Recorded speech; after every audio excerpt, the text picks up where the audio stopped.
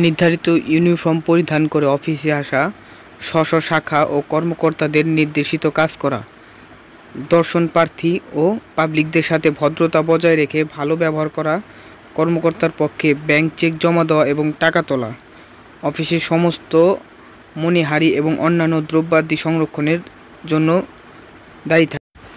Office শুরু হওয়ার 15 minute পূর্ব অফিসে আসা এবং সহকারী সচিব প্রধান সহকারীর নিকট আগমনী রিপোর্ট করা, বিনা অনুমতিতে কোনো সময় অফিস ত্যাগ না করা, অর্থাৎ একজন অফিস সহায়ক যদি কোনো কারণে অফিসের বাইরে যেতে চায় তাহলে সেটা অবশ্যই তাদের যে সিনিয়র কর্মকর্তা রয়েছেন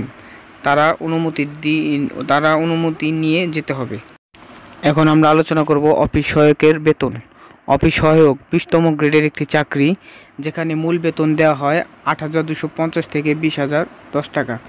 প্রতি মাসে গড়ে 10,000 থেকে 15,000 অথবা কোনো অফিসের ক্ষেত্রে আপনাদের বেতন এর চেয়েও বেশি পড়তে পারে। অফিস সহায়ক এর পদোন্নতি।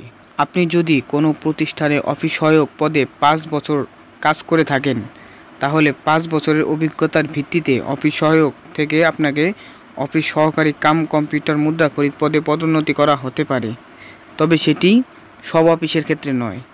আপনি যদি আরও শিক্ষাগত যোগ্যতা নিয়ে যোগদান করতে পারেন তাহলে পদোন্নতির কিন্তু এর আগেও পেতে পারেন, তবে এটা নির্ভর করে কর্মদক্ষতা এবং অফিসের উপর। তো এই ছিল আজকের এই ভিডিও। নিয়মিত বিভিন্ন সরকারি বেসরকারি চাকরি সংক্রান্ত তথ্য ও সার্কুলার পেতে ও বিভিন্ন পদের কাজ কী, পদোন্নতি কেমন, সুযোগ সুবিধা অন্যান্য বিষয়ের তথ্য পেতে আমাদের চ্যানেলটি সাবস্ক্রাইব করে পাশে থাকা বেল আইকনটি অন করে আমাদের সাথেই থাকুন। ধন্যবাদ।